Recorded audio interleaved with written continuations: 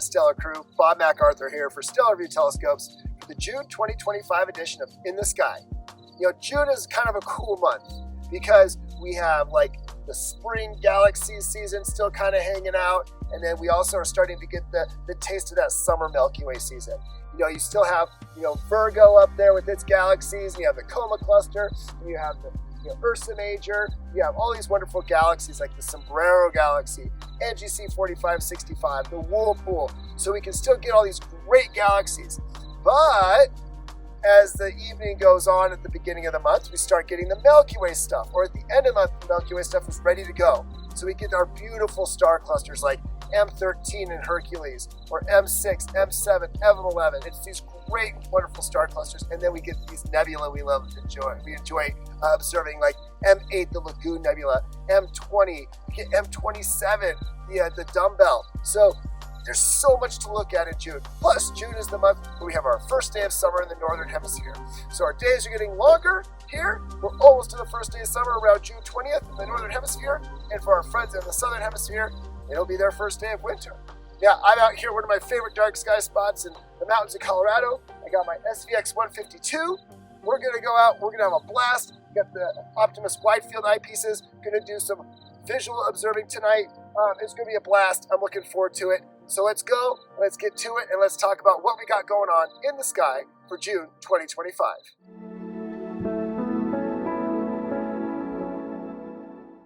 All right, Stellar Crew, let's talk about what we got going on in the sky for June 2025. So lots of fun stuff going on. We have some cool events going on. On June 1st, the waxing crescent moon and Regulus, Leo's brightest star, are hanging out together in a nice little pairing. So check that out for sure. Now on June 9th, the moon is almost full, and it's going to be rising with Antares kind of in the southeastern part of the sky. So kind of watch them throughout the night, move across the sky and hang out. So that'll be fun. On June 16th and 17th, Mars and Regulus, again, Regulus is Leo's brightest star, are going to be hanging out these two nights. They're going to be really close, within a degree of each other. I think what's going to be really cool about this pairing is the color contrast between Regulus and Mars. Mars has that kind of nice reddish orangish hue, while Regulus kind of has this yellow color to it. So check that out. That'll be fun to watch those two nights. On June 19th, now this is in the morning, so the morning of June 19th, you have a nice waning crescent moon and Saturn. They'll be hanging out together. Now, Neptune will be there too. Now, Neptune's a little bit of a challenge. You need a telescope to get Neptune. You'll be able to see Saturn and the moon, no problem with the naked eye, but you will need a telescope for Neptune. And the other thing you're battling it out with is that coming morning glow. So might be a fun challenging to get all three of them there. On June 21st, it is the summer solstice. Now, this is June 21st UTC time. Here in the United States, the solstice will actually be on the 20th. So June 20th, 10:42 Eastern Daylight Time.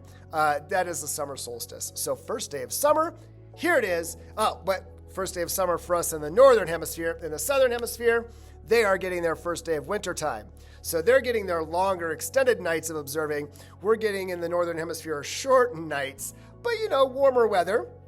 So I guess there's a give or take there, right, for sure. So enjoy your first day of summer. Woohoo! Now, June 26th, very low in the western horizon, so try and get a good view really low.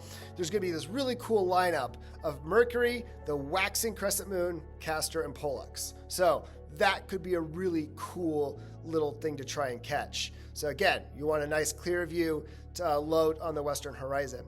Now on June 29th, the waxing crescent moon and Mars are less than a half a degree from one another. So it's always fun to watch those two pair up. See Mars and the moon. Again, you'll see that cool color contrast. So check that out. Now, if you are in western parts of South America, you will get to experience an occultation. So you get to watch the moon pass over Mars. So that's always fun to watch too. So speaking of the solar system, let's see what we got going on with the solar system. So the sun, it is solar maximum, it is active, it's crazy. So if you have a solar telescope or you have a filter, check that out. And again, I cannot emphasize enough, make sure you are using proper equipment, the proper solar filter, the H alpha.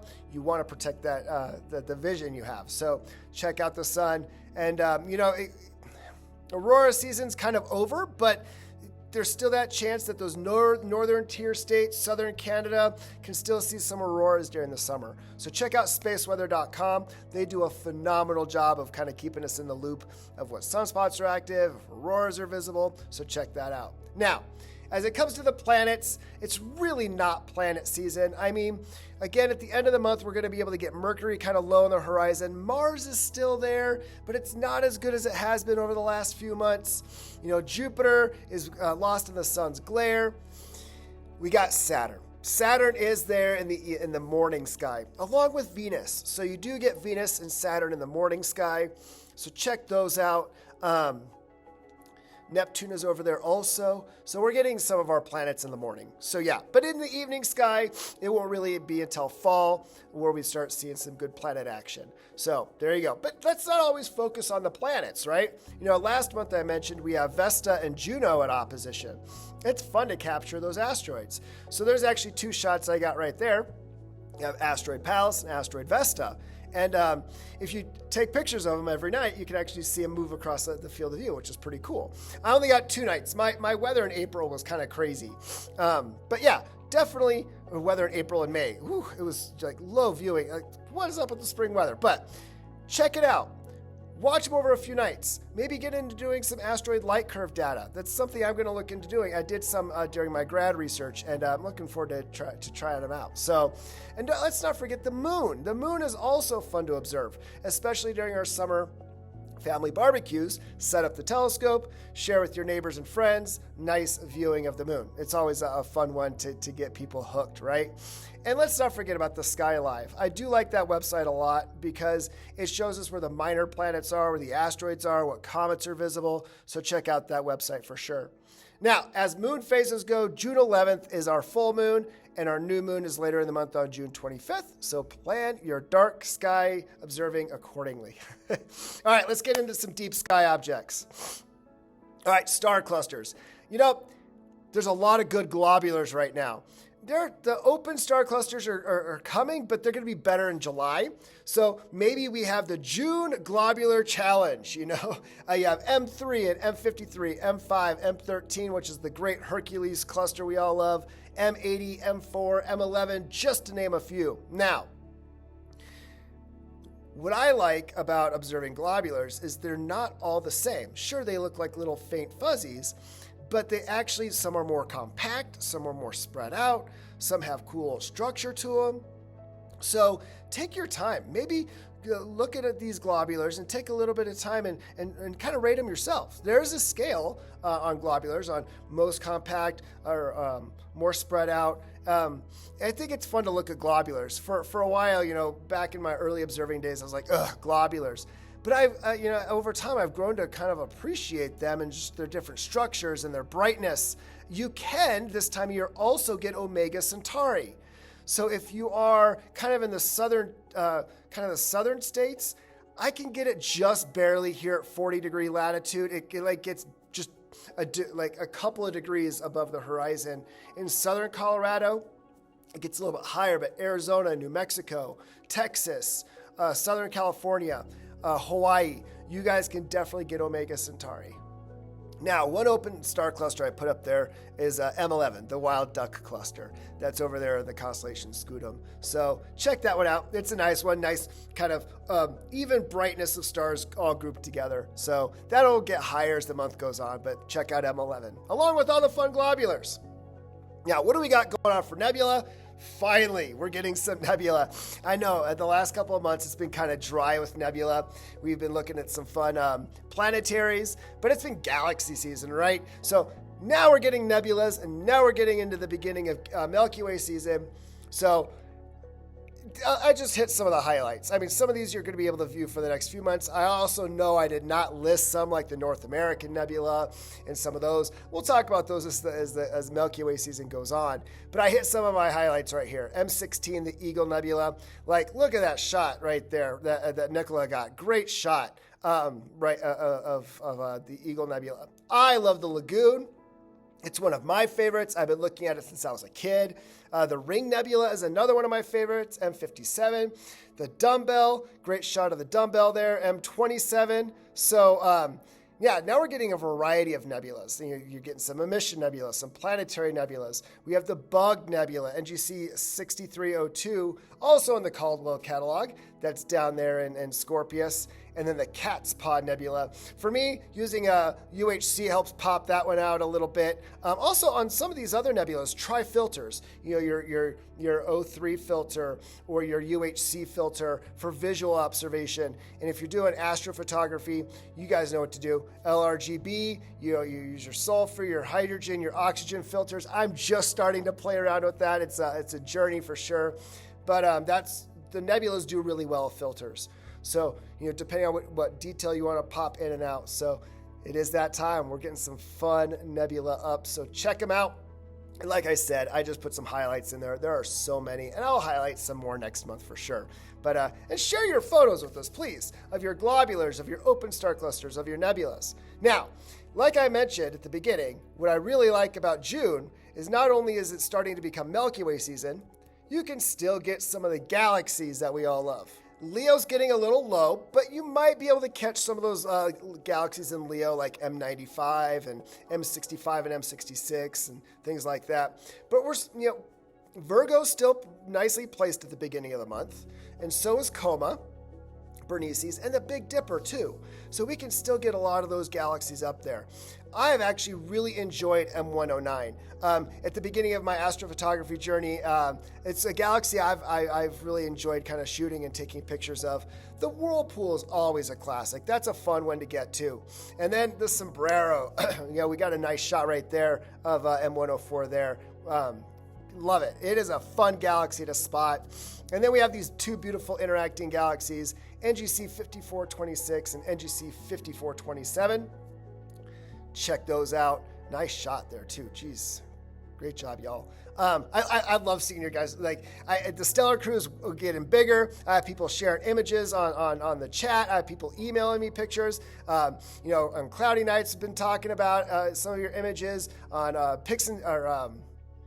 Astrobin. It's been fun connecting with some of you. The forum, you're sending your pictures into Vic at Stellarvue. Guys, please send them in.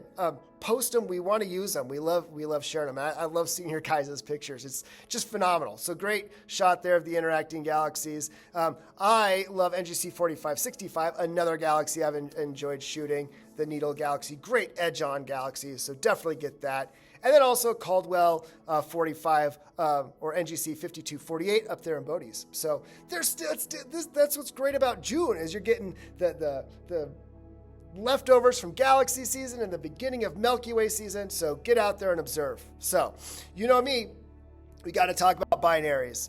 And I today, or this month, actually put up some of my favorites. And these are nothing too hard, nothing too crazy, just some great binaries to get. And again, if you're having that barbecue and you got your telescope set up, you're looking at the moon, maybe some of the brighter M objects like M13, M8, stuff like that, shoot over to some of these binaries because these are really good ones that people can see, like Mizar and Alcor.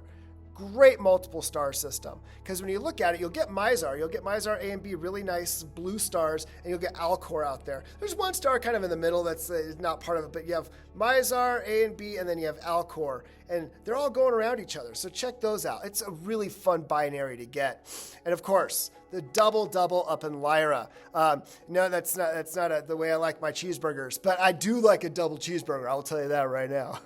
So the double in Lyra, also fun, also a good test of your seeing. So I've had some interesting seeing, and even with my 152, kind of got blurred out a little bit. But on really good, even average nights of seeing, you can split the double. You'll get both of the two stars, and they're going around each other, but each one of those stars also have a very tight companion. And that's always fun to test your seeing and show people. And then you have New Scorpii, or Jaha. Check that one out. Neat little, just great little binary, a little bit closer together, all right? So I like that one. One's brighter than the other one. And one binary that I discovered a few years ago was Alpha Hercules. This one is great. It has a nice color difference, and you get a brighter primary and a fainter secondary and you get a blue and gold, blue and orange color, it is a fun one to get. So I try and find good binaries, but this month I wanted to get something we could all get with our scopes and we could share with our family and friends, whether or not we're at a family barbecue or whatever. So I know I keep mentioning the family barbecues. I'm getting hungry. But honestly, I think about summers and I think about my time with my family growing up in Phoenix, getting the 6-inch Newtonian out. I know I've shared this story before. And sharing our love and our passion for astronomy with our family and our friends. It's one of the reasons why I hope we got into this hobby, right? It is a blast. And, June's great because we can get a whole bunch of objects. Like I said, you can get your Milky Way stuff. You can get your galaxy stuff. But it's also star party season. There are so many star parties happening this month. We have the Grand Canyon Star Party at the end of the month. We have, I just said there are so many star parties and I totally lost my train of thought. Oh yeah, Rocky Mountain Star Stairs happening this month. Bryce Canyon Star Party is happening, and Vic is actually going to be at the Bryce Canyon Star Party. He's going to have the 180 out there. And I know there's a whole list of other star parties going on, but if you want to see Vic, he'll be at Bryce Canyon. Other than that, just get out, observe, have fun. We enjoy you guys being here every month looking at the video. Be sure to like our videos, subscribe to the Stellarvue channel so we know what you guys are viewing and observing, and share your stories with us. Get on the Stellarvue user forum, ask questions. We like to hear from you guys. So get out there, observe, have a good June and a great solstice. Enjoy the beginning of summer, and keep looking up.